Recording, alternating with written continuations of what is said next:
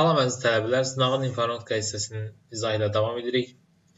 51-ci sualdan başlayaraq, PowerPoint 2010 proqramında Animation Paint düyməsi kilitləndikdə aşağıdakı kimi bir pəncərə açılıb. Gördüyünüz pəncərə açılıb. Bu pəncərə üçün aşağıdakı əməliyyatlar ardıcıllığı icra edilsə, obyektin animasiya sırası hansı ardıcıllıqla olacaqdır? Bu əməliyyatlar icra olunub. Baxaq, PowerPoint-də bir pəncərə açmışıq və həm paneli görürsünüz, Animation Paint-i. Bu əməliyyatlar da yuxarıda çəkilən əməliyyatlar da bunlardır. Move eləyir, əvvələ aparır. Move later-da sonraya. Məsəl üçün, rectangle burada dayanıbsa ikinci yerdə, later layandan sonra üçüncü yerə keçir. Earlier layandan sonra isə bir dənə əvvələ keçmiş olur. Burada indi pəncərədə hansı elementlər tətbiq olunacaq? Birinci 1, 2, 3, 4 şəklində düzülüb. Oval 4 obyekti seçilir. Bu obyekt seçilir. Animation tabında Move Later əmri həyata keçirilir. Deməli, oval 4 ikinci yerdə olan keçəcək, üçüncü yerdə olanın yerinə, üçüncü yer keçəcək, ikinci yerin yerinə. Yəni, düzülüş sırası necə dəyişəcək? Bir qalacaq öz yerində, bir öz yerində qalacaq, 3 keçəcək əvvələ, 2 keçəcək ondan sonra. Çünki bu oval 4 obyektinə sonraya keç komandası əmri verilib. Baxın, birinci sətri oxuyun. Ona görə də onlar yerini dəyişmiş olacaq. Birincini icra elədikdən sonra belə bir vəziyyət yaranır sıralamada. Sonra nə edirik? İkinci obyekti. İkinci komandamız Diamond 7 obyektini, gördüyünüz bu obyekti seçirik. Bu obyekti seçirik, yəni sonuncu obyektimizdir bu. Bir dənə önə aparmaq komandası ona tətbiq olunur. Bu bir dənə önə gələcək. Yəni 4-də dayanmış obyektimiz bir dənə əvvələ gəlmiş olacaq. Nəticədə ümumi sıralamamız necə olacaq? 1 qalır yerində, 2 də, 3 də öz yerində qalır. 4 keçəcək 2-nin yerinə. Baxın, bu 4-də bir əvvələ gəlmək komandası tətbiq olunur. 4 olacaq orada, 2 də olacaq onun aşağısında. Və sonuncu addımda güncəllik formasında olan rectangle obyektimiz seçiləcək. 3 obyekti seçilir. Birinci yerdə idi. Hal-hazırda öz birinciliyini hələ də qorumaqdadır. Animation bundan Move Later əmri icra olunur. Birinci keçəcək artıq ikinci sıraya, yəni üçüncünün yerinə keçmiş olacaq. Nəticədə üçüncü qalacaq birinci yerə. Birinci də keçəcək onun yerinə. Digərləri olduğu kimi qalır. 4, 2. Bu əməliyyatlar icra olunduqdan sonra sıralama necə olacaq? Sıralama təbii ki 3, 1, 4, 2 formasında olacaq. Sualın doğru cavabı B bəndi. Çox asan sualdır, ancaq tələbələr bu tip sualları cavablandırmaqda, praktik suallarda cavablandırmaq xüsusilə çətinlik çəkirlər. Yəqin ki, praktik biliklərin az olmasına irəli gəlir. Amma o qədər çətin sual deyil, sadəcə orada yazılanları bir-bir ardıcıl sıralamaq lazımdır. Bu qədər asan. Hər şey sualın üzərində yazılıb, əlavə heç nəyə ehtiyac yoxdur. 52. Uyğunluğu müəyyənləyəcək. Word-in görünüş rejimləridir. Gördüyünüz görünüş rejimlər hansına uyğun gəlir? Bax, birinci. Elə birdən başlayaq. 1. Burada print layout görünüş rejimidir. Print layout görünüş rejimi. Print layout Word-də biraz böyüyəyim səhifəni. Print layout gördüyünüz bəlli bu görünüş rejimidir. Rejimə də keçə bilərik. View görünüş rejimindən. Gördüyünüz kimi hal-hazırda print layout rejimi aktivdir. Səhifələrə bölünmüş vəziyyətdədir sənədimiz. Səhifələrə bölünmüş vəziyyətdə. Həm üfüqi, həm də şaquli xəttkeşimiz görsənir print layout rejimində. Bax, görək burada print layoutla bağlı nə yazılıb 52-ci sualımızda. Bu rejimin sənədin lent interfeysi gizlənir. Xeyr, print layoutda gizlənmir. Heç hər şey görsənir. Bu rejimin sənədin başları öz mətninin tərkibinə yığır. Xeyr, bu outline-dadır. Bu rejimin sənəd web səhifə kimi görünür. Xeyr, bu web layoutdadır. Bu rejimdə sənədin üfüqi xəttkeşi görsənir, şəkillər isə görsənmir. Xeyr, burada hər şey görsənir. Bu rejimdə heç bir xəttkeş görsənmir. Əksinə, hər iki xəttkeş görsənir. Bu rejimdə hər iki xəttkeş və şəkillər görsənmir. Bu da yalandır. Birə uyğun gələn, yalnız və yalnız print layout-a uyğun gələn, bu rejimdə sənədin hər iki xəttkeşi görsənirdi. Yəni, birə ancaq J uyğundur. Digərlərinin heç biri uyğun deyil. Bununla da sualın cavabını tapmaq olur. Birə J uyğundur. Digərlərini yoxlayaq. 2-yə AY, full screen reading-ə A və Y uyğundur, görsənir buradan. Bu rejimdə sənədin lent interfeysi gizlənir. Həqiqətən də full screen reading-də sənədin lent interfeysi gizlənir. Yoxdur lent. Xəttkeşlər də yoxdur hətta. Hamısı getdi. A-Y çıxıb 2-yə, Y. Bu rejimdə heç bir xəttkeş göstərmir, düzdür. Şəkillər isə göstərir. Bəli, şəkillər göstərəcək, xəttkeşlər göstərməyəcək. 3-ə C uyğun gəlir. 3. Web layout. C nədir burada? Bu rejimdə sənəd web səhifə kimi göstərir. Adından bəllidir. Sənəd web səhifə kimi göstəriləcək. 4-ə BF. 4. Outlined. Bu rejimdə sənəd B. Bu rejimdə sənədin başları öz mətnin tərkibinə gedir. Bəli, əvvəlki sınaqlarımızda belə suallar var idi. Dərslərin nümunə göstərmişdim sizə. Və F. Bu rejimdə hər iki xəttkeş və şəkillər göstərmir. Düzdür, bu da doğrudur. Və nəhayət 5D. Draft və D. Bu rejimdə sənədin üfüqi xəttkeşi göstərilir. Şəkillər isə göstərmir. Düzdür. Bu rejimdə sənədin üfüqi xəttkeşi göstərilir.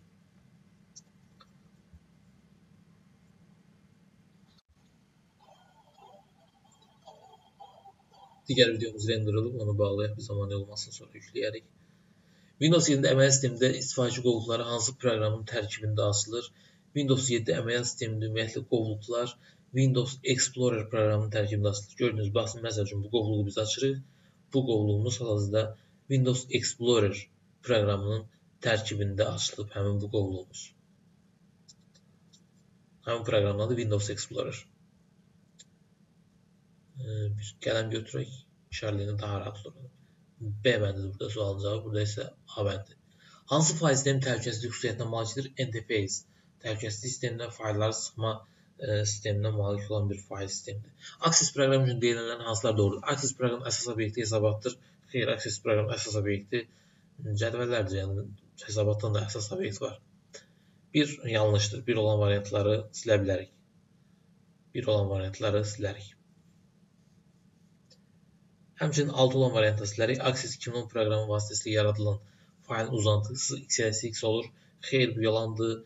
Access database olur. Bu şəkildə yazılır. Access database. Access 2010 ad genişlənməsidir. A, D, D, D, B. Doğru yadımda qalmışsa bu formada olmalıdır. Access database formatında olur. Altını da silə bilərik. Yəni 6 da cavab olur bizdə. Doğru cavab qalacaq 2, 3, 5. Access proqramı cədvəlləri ən çox 255 sahəyə malik ola bilər. Düzdür. 3. Access proqramı sahədə ən çox 64 simvol ola bilər. Düzdür. Və nəhayət Access 2010 proqramında dizayn rejimi cədvəlləri tərtib etmək üçün istifadə edilir. Bu da düzdür. Dizayn rejimi cədvəlləri tərtib etmək üçündür. Bu dizayn rejimindən ümumiyyətlə konstruktor rejimində deyirlər. Ruscası çox sual düşür. Göstərim onu canlı. Access, Microsoft Access açaq. Database. Bu normal rejimdir, view. Database view'dur. Bu da design view'dur. Cədvəl yadda saxlamağımız istəyir, yadda saxlayırıq. Gördüyünüz kimi konstruktor rejimində, yəni design view'da nələr əks olunur? Sahənin adı əks olunur. Cədvəllər tərtib etmək üçün sahənin adı, sahənin tipi 3 dənə sütundan ibarət olur. Ümumiyyətlə bu görünüş kimi sahənin adı, sahənin tipi və onun haqqında bir açıqlama, onun haqqında bir məlumat. İlk ikisini doldurmaq mütləqdir. Sahə haqqında məlumat versəklər, verməsəklər, yəni üçüncü o qədər də mütləq deyil. Demək, gördüyünüz kimi design view'da access 3 dənə sütundan ibarət olur cəmsi. Bu da çox suallar arası gəlir, ona görə əyani şəkildə göstərmək istədim. PowerPoint 2010 proqramında təqdimatı birinci slayddan başlayaraq nümayiş etdirmək üçün bu çox rahat sualdır. F5. Cari slaydda nümayiş etdirmək üçün isə Shift F5. Düymələri birgə kliklənir. Excel 2010 proqramında sütunun eni dəyişmək üçün Excel bu da çox rahat bir sualdır, məlumat xarakterli sualdır. Excel 2010 proqramında sütunun əgər eni dəyişmək istəyirsə biz Home tabında, gördüyünüz bu Home tabında format bölməsindən Column Width komandasına müraciət edirik. Hal-hazırda bu sütunun eni A sütunun eni dəyişdirək. Olsun bura bir 15 yazaq. Təsdiq edək. Gördüyünüz kimi A sütunun eni artmış oldu. Bir də təkrarlayıram. Sütunun enini, sətrin hündürlüyünü dəyişmək üçün Home, Format və burada uyğun komandanı seçərək icra olunur. Sualın cavabı Home tabı. ScanDisk və WinRAR proqramları üçün oxşar xassələr hansılardır? Hər ikisinin servis proqramı olmasıdır. Hər ikisi servis proqramıdır. Hansılar Excel 2010 proqramının əsas tablarıdır? Az əvvəl də bu sualın da cavabını görmək olardı. Baxaq, hansılar əsas tablardır? Excel açarıq.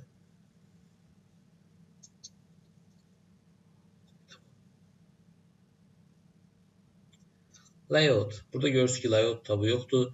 Page layout tabı var. Yəni bu Excel'in əsas tabı deyil. Sonra data. Təbii ki, Excel'in əsas tablarından və mühüm tablarından biridir. Excel datasız olmaz. Sonra format tabı gördüyünüz kimi burada format tabı yoxdur. Analyze tabı da yoxdur əsas tab kimi. Insert var. Ümumiyyətlə Word, Excel, PowerPoint hamısının əsas onlardan biridir insert. Sonra design. Design gördüyünüz kimi yoxdur. Onu page layout əvəzləyir. Bir də formulas. Formulas Excel'i fərqləndirən tablardan biridir data kimi. Doğru cavab olur 2, 5, 6. Üzr istəyirəm 2, 5, 7.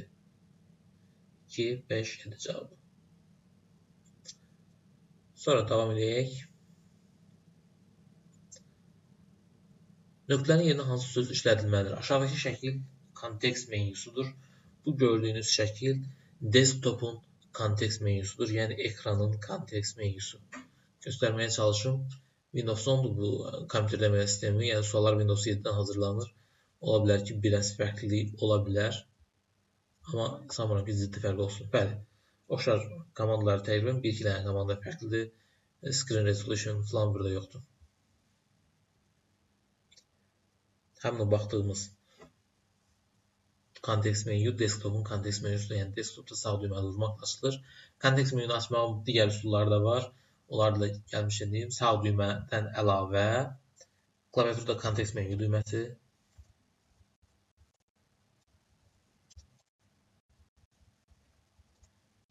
Və bir də Shift plus F10 yolu.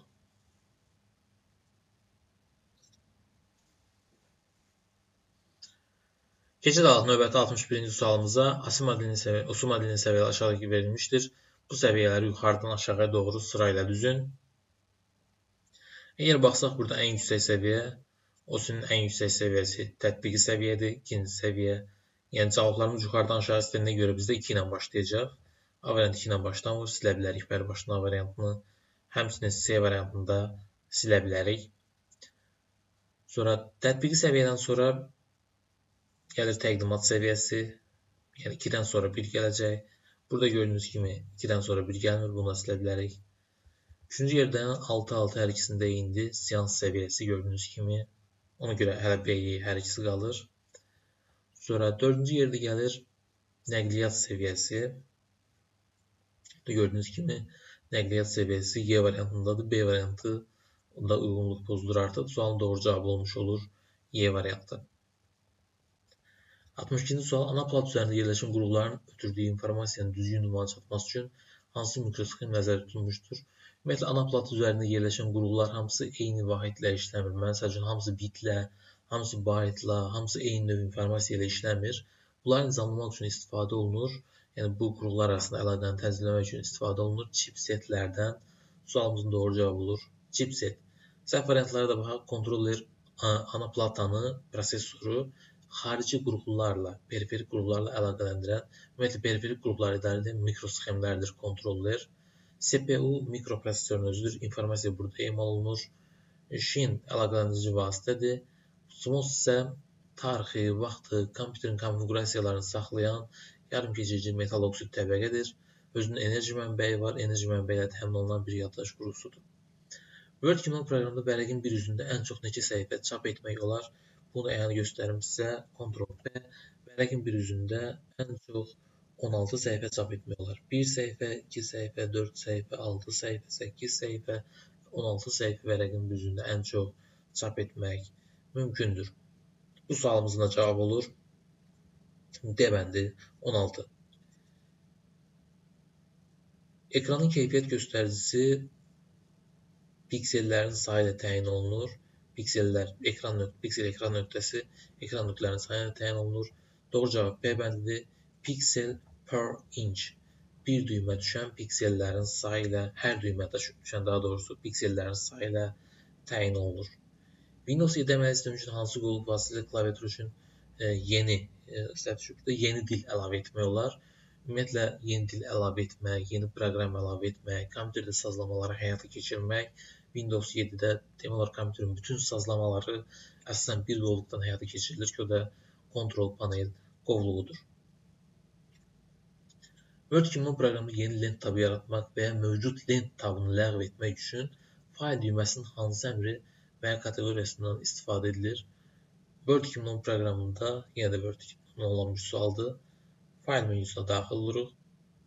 Fayl menüsünə buradan Options'a daxil olub, Options'da Customize Ribbon bunun vasitəsilə ribbonu, lenti fərdləşdirmək olur. Hara daxil olduğumuza bir daha diqqət edək.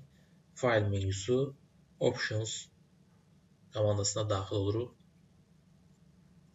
Sualda da bizdən onu soruşurdu. Word faylda hara daxil oluruq? Options'a daxil oluruq. Domen ünvanlar harada IP ünvanlara çevrilir. Adından da məlum olduğu kimi domen DNS-in açışı domen name sistemdir. Domen adlar sistemində, domen adlar serverində domen ünvanlar IP ünvanlara çevrilir. Sualın doğru cavabı A bəndi. 68. Aşağıdakilərdən hansılar texniki qurğudur? Məsəl üçün, plotter texniki qurğudur. Printer texniki qurğudur. CD-RV texniki qurğudur. Mouse texniki qurğudur. Deməli, sualımızın doğru cavabı olur. Digərləri heç bir qurğu deyil artıq. 1, 3, 4, 6, yəni doğru cavab olur B bəndi. İstənilən bir məsələnin alqoritmin kompüterlə reallaşması üçün ilk atılan addım hansıdır?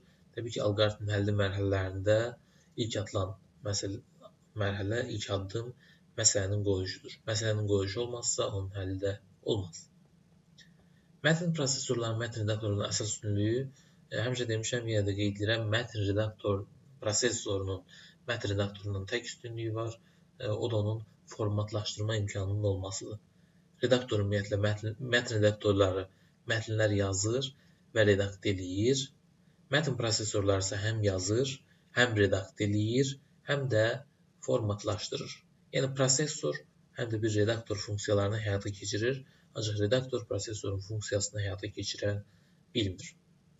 16-lıq say sistemində verilmiş 2A ədədini 10-luq say sisteminə keçirin. Bunu keçirmək üçün çevirmə üsullarını, bunun üçün də video dərslərimiz var, mövcud dərslərdən. 2 A şəklində yazırıq. 16-lıq say sistemində bu indeksdə 16-da yazaq. 16. Bunu indirdik. Üstündə 0-1 nömrələyirdik. Üstündə 0 və 1 kimi nömrələyirik. Bərabər olacaq. 2 vurulsun 16 üstü 1. Yəni 32 plus A vurulsun 16 üstü 0. 16 üstü 0 1 eləyir. A da 10 olduğuna görə 10 gəlirik bura. Cavabımız olur 42. Sualın cavabı 42-dir. 10-luq say sisteminə keçirdik 16-lıq say sisteminə. Alqoritmin hesablanması nəticəsində S dəyişəninin qiymətinin hansı qiymət çap olunacaq? Əvvəlcə baxırıq A3, B-də 2-dir. Gəlib burada A-nı hesablayırıq biz. A-mız 3-dür. Bu A-mız 3. B-miz də 2-dir. 3-dən 2-nin cəmi bizə verir 5. Yeni A-mız artıq 5-dir. Gəlib burada 5 3-ə bərabərdirmi? Təbii ki, xeyir. 5 3-ə bərabər deyil. Ona görə yoxla gedəcəyik. A-nın qiyməti 5-dir. 5-i vuracaq 5-ə. Yeni A-nı burada tapırıq 25. Gəlib aşağıda yerinə yazdıqda A-mızın qiyməti olacaq 25. Son olaraq A-nın qiymətini 25 tapmışıq. B-nin qiyməti olacaq. B-nin qiyməti məsələnin həlli müddəti dəyişmədiyinə görə 2 olaraq qalır. 25 ilə 2-ni cəmlədikdə isə S-ni 27 almış oluruq. Rahat bir alqoritm sualı. 73-cü sual. Aşağıdakı cədvəldə məntiq 35, Ornot informatika 20, and xarici dil böyükdür bərabərdir 20 şərtində deyil neçə yazılır? Birinci and hissəsinə baxsaq, xarici dil mütləqdir ki, and olduğuna görə mütləqdir ki, xarici dil 20-dən böyük bərabər olsun. Xarici dillərini nəzər salsaq bu şəxslərin, bax görə neçəsinin xarici dil 20-dən böyükdür bərabərdir? Bunda ödəmir, bunda ödəyir məsələn, xarici dil 20-dən böyük bərabər şərti. Bu ödəmir, bu ödəmir, bu ödəmir, bir dənə də bu 20 ödəyir. Digər şərtimiz nə məntiqi 35-dən or not olduğuna görə tək or olarsa, ya məntiqi 35-dən böyük olsun, ya da informatikası 20-dən böyük olsun. Bu or not bunun yadanın tərsidir. Nə, nə də. Nə məntiqi 35-dən böyük olmasın. 35-dən böyük olmasın. Nə də informatikası 20-dən böyük olmasın. Baxırıq ki, bunun informatikası 20-dən böyükdür. Ona görə onlara cavab olaraq götürülməyəcək. Digərinə baxdıqda isə, ülviyə baxdıqda, onun da informatikası 20-dən böyükdür. Ona görə də o da cavab olaraq götürülməyəcək. Neçə yazı bu sorğunu ödəyir? Cəmi 0 yazı bu sorğunu ödəyir. Yəni, heç bir yazı bu sorğunu ödəmir. Sualın cavabı 0 olacaq. Aşağıdakı Excel 2010 proqramında yaradılmış cədvəl hissəsi verilmişdir. Bu cədvələ əsasən D4 xanasının qiyməti neçə olacaq? D4 xanasının qiymətini tapmaq üçün D4 gördüyünüz bu xanadır. Əvvəlcə bizə D1 və D3 xanalarının qiyməti lazımdır ki, D1, D2, D3. Yəni, D1, D3, sam D1, D3-ün açılışı odur ki, D1-dən D3-ə qədər olanların cəmi D1 plus D2 plus D3. Bunların cəmi lazımdır hesablamaq. Bunun üçün əvvəlcə biz birinci D1 tapaq. Tam bir A1, C3, A1, C3, yəni bu diapazonda 30-dan böyük olan ədədləri cəmləyəcək. Sam cəmli if şərt qoyur, deyir, əgər 30-dan o ədədləri cəmlə ki, onlar 30-dan böyükdür. Burada şərtimiz var. Bax, görə hansı ədədlər 30-dan böyükdür, onları cəmləyək. 34 plus 31 plus 43. Kalkulyator olmalıydı. Dərhal cəmləyək ki, vaxtımız çoxdur, getməsin. Kalkulyator qaçdı.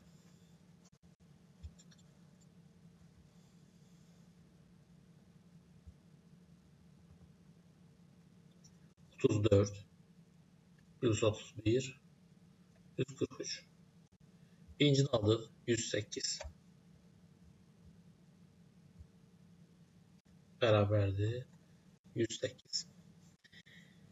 İkinci, count if hesablayaq. Count if şərt daxilində sayır. Bu diapazonda 30-dan böyük olan ədədləri sayacaq. Bu diapazonda 30-dan böyük olan ədədləri sayacaq. Az əvvəl gördük, topladı bunları. 30-dan böyük bu diapazonda 3 dənə ədəd var. Yəni D1-i tapdıq. 108. D1-imiz 108-dir. Plus D2-ni tapdıq. 3. Və nəhayət D3-ü hesablayaq. Görək D2-imiz neçə olacaq. Count-da diapazondakı boş olmayan bütün xanaları sayır. A1, C4 diapazonda. A1 buradır. C4 də bura. Bu diapazonda boş olmayan bütün xanaları sayacaq. Bu diapazonda 9 dənə dolu xanamız var. 3, 3, 3. Cəmi 9 dənə dolu xanamız var. Üçüncü düsturun qiyməti də bizdə 9 olur. O da buraya yazıb toplaya bilərik. Plus 9. Nəticəni hesablasaq 3, 9, 12, 108-in üzərinə 12 gələndə 120 alınacaq sualımızın cavabı.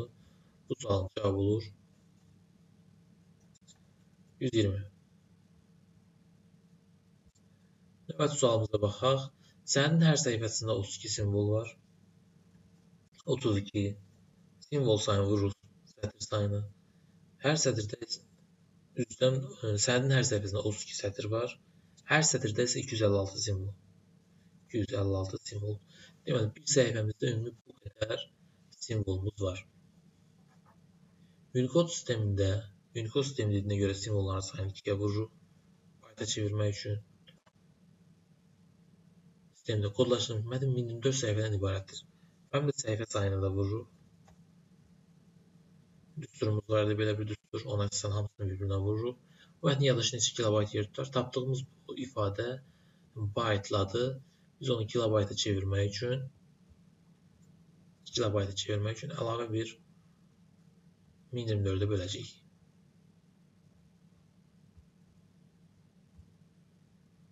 1024-ə bölərik və yekun nəticəmiz 1024-ə böldükdən sonra 1024 əliqsaq, yerdə qalanları bir-birinə vursaq 16284 almış olaraq sualın cavabını.